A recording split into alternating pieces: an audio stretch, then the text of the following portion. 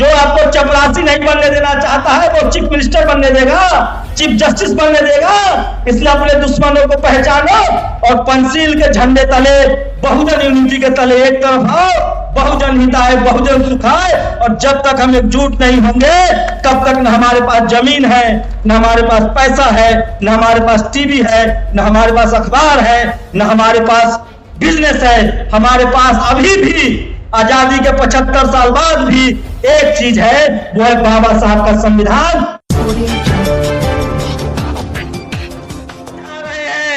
तो बोलिए जय भीम, जय भीम। इतनी जोर से आवाज लगाइए कि 7 समुंदर पार भी जाए। जय भीम,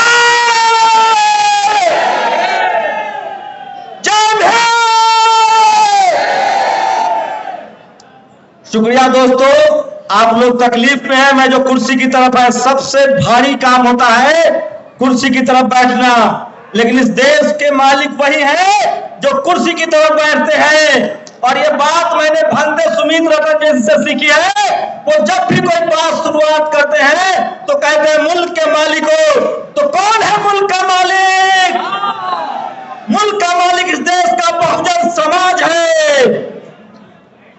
शुक्रिया आप लोगों को, और आप लोगों को देखकर जोश आ गया। मेरी गुजारिश है कि जो लोग भी नेशनल दस्तक को कम से कम देखते हैं वो तो कुर्सियों पर चले जाएं। हमें अनुशासन भी दिखाना होगा। और ये कोई चंदा की लड़ाई नहीं है, ये आपके और हमारे सम्मान की लड़ाई है, हमारे धर्म की लड़ाई है, और भगवान बुद्ध के विचारधारा को बचाने की लड़ाई है। तो एक बार फिर से बोलिए जय भीम। दोस्तों, मैं पेशे से पत्रकार हूं और मैं जानता हूं कि इस देश के बहुजन समाज के लोग सिर्फ 5 जगहों पर नहीं हैं। हम रोड बनाना जानते हैं, हम सड़क बनाना जानते हैं, हम बड़ी बड़ी बिल्डिंगें भी बनाते हैं, हम सब्जी भी बेचते हैं, ठेला भी चलाते हैं। और जब से बाबा साहब का संविधान आया है, हम डॉक्टर, इंजीनियर, कलेक्टर और वैज्ञानिक और नेता भी बनने लगे हैं। लेकिन उसके बाद भी हमारी हार हो रही है। इसकी वजह हम हैं, हम खुद हैं। पता है क्यों हार रहे हैं हम लोग? क्योंकि हमें बोलना नहीं आता है, हमारी जबान तेज नहीं है, और हमारे दिमाग में डर बैठा हुआ है। तो डर निकाल देंगे ना से? अब नहीं डरेंगे ना? किसी से नहीं डरेंगे ना? हमारे साथ संविधान है। मैं ये बात इसलिए कह रहा हूं कि मुझे जितने फोन कॉल्स आते हैं, जितने लोग मुझसे मिलते हैं, वो कहते हैं कि आपको डर नहीं लगता है। अरे किससे डरना है? 2 हाथ उसके भी हैं, 2 हाथ हमारे भी हैं। अरे उसका पेट निकला हुआ है, हमारे लोग खेतों में मेहनत करते हैं। डर हमें नहीं लगता है, डर हमारे दिमाग में बैठा दिया गया है। और वो डर पता है किसने बैठाया है? टीवी और अखबार ने। मैं एक पत्रकार के तौर पे आप लोगों से गुजारिश करता हूं कि इस देश के टीवी और अखबार का बहिष्कार कीजिए। एकदम टीवी अखबार मत देखिए, क्योंकि इस देश के टीवी और अखबार ने आपके नजरों में आपके नेताओं को बेईमान घोषित कर दिया और आपने मान लिया। इस देश में इतने सुंदर पार्क जो बैठे हुए हैं आप, ये मायावती ने बनवाया। इस देश में अखिलेश यादव ने पार्क बनवाया, मेट्रो बनवाया, लालू यादव ने कॉलेज यूनिवर्सिटी बनवाए, मायावती ने कॉलेज यूनिवर्सिटी बनवाया, हेमंत सोरेन, शिबू सोरेन, करुणानिधि, जितने बहुजन नेता हैं उन्होंने काम किया, स्कूल बनवाए, अस्पताल बनवाए। और इस टीवी अखबार के दलालों ने, मनुवादियों ने हमारे नेता को हमारी नजरों में बेईमान घोषित कर दिया। कोई बेईमान नहीं है, वो सब के सब नेता ईमानदार हैं। और आपको देखिए, वो इन नेताओं को लड़ाता है आपस में। कभी मायावती जी को अखिलेश से लड़ाता है, कभी नीतीश जी को लालू जी से लड़ाता है। इस लड़ाई को समझना पड़ेगा। और मुझे ज्यादातर कॉल आते हैं, आप लोग पूछते हैं कि हमारे नेता क्यों नहीं एकजुट हो रहे हैं। उसका एक जवाब है, जिस दिन बहुजन समाज एकजुट हो गया, नेता तो दौड़ के एकजुट होगा। और मैं गौर बात कह रहा हूं, हम सब लोग जो SC ST OBC माइनॉरिटी के लोग हैं, गांठ बांध लीजिए।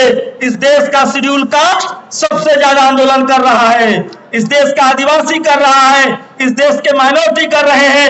जिस दिन इस देश का हाथी OBC 60% वाला OBC जाग गया, CM PM भी हमारा होगा, SPDM भी हमारा होगा।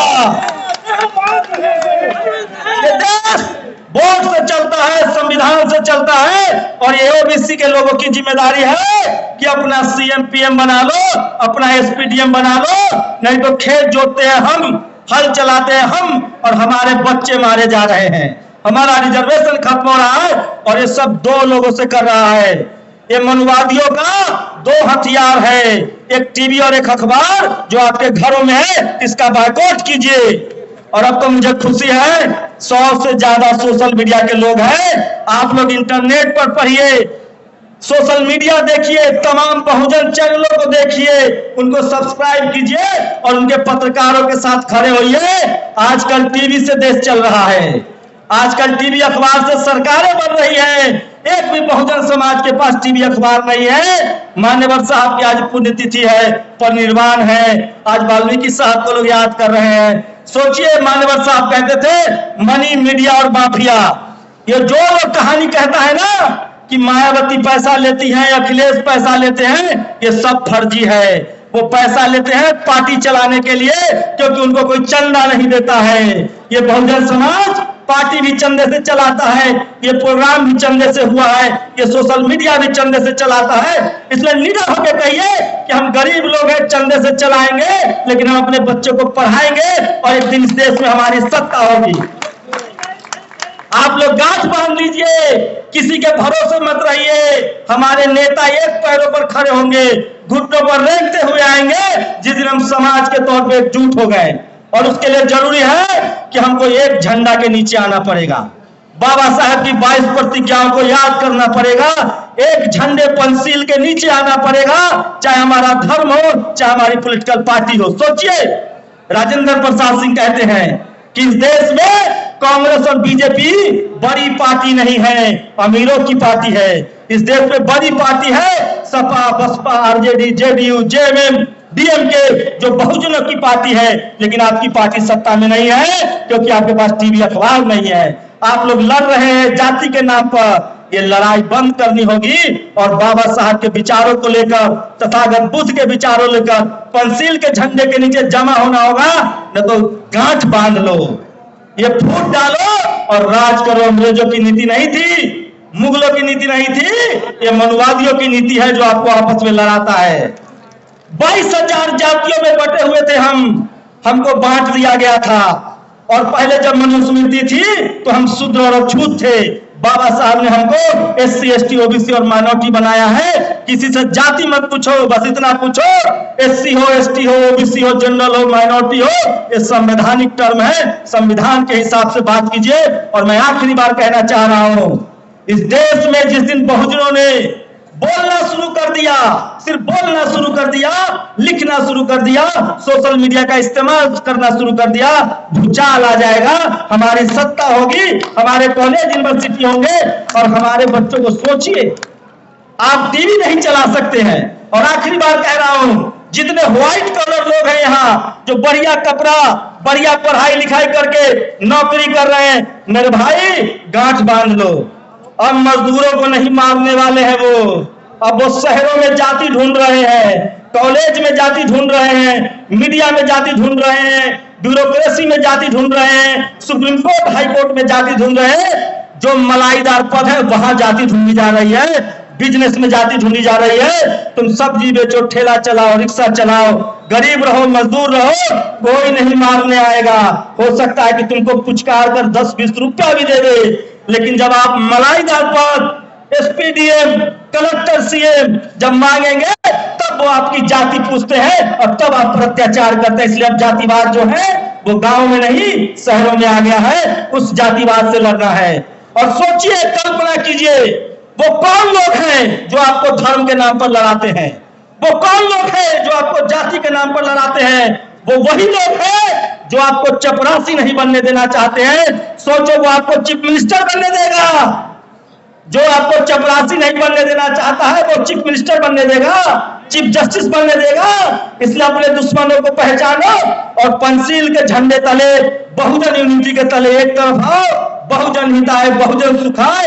और जब तक हम एकजुट नहीं होंगे तब तक न हमारे पास जमीन है, न हमारे पास पैसा है, न हमारे पास टीवी है, न हमारे पास अखबार है, न हमारे पास बिजनेस है। हमारे पास अभी भी आजादी के 75 साल बाद भी एक चीज है, वो है बाबा साहब का संविधान और वोट का अधिकार। और उसी वोट से सीएम पीएम लेना पड़ेगा। और अगर ये बात आप नहीं मानेंगे तो आप अपने मरने की तैयारी कीजिए। बस एक फर्क होगा, हमारी मौत पहले होगी, बारी आपकी आएगी, तरीका अलग होगा। हमारी मौत सम्मान से होगी, हमारी मौत पे लोग रोएंगे और आप रोज जलालत की जिंदगी मारे जाएंगे। इसलिए अन्याय के खिलाफ, गैर बराबरी के खिलाफ खड़ा होना होगा, बोलना पड़ेगा, लिखना पड़ेगा। और सोशल मीडिया का इस्तेमाल कीजिए और अपने दिमाग से डर से निकालिए। बुद्ध ने कभी हथियार नहीं उठाया, लेकिन उन्होंने अंगुली माल को बदल डाला। हमारे पास ऐसे महापुरुष हैं, तो हमें बुद्ध के रास्ते पर चलकर संविधान को मानते हुए अपनी आवाज को बुलंद करना होगा। और टीवी अखबार से टाटा बाय बाय कीजिए, नहीं तो पीढ़ी दर पीढ़ी गुलाम रहेंगे और वो आपको अपने ही नजरों में आपको गिरा देगा। शुक्रिया। जय भीम।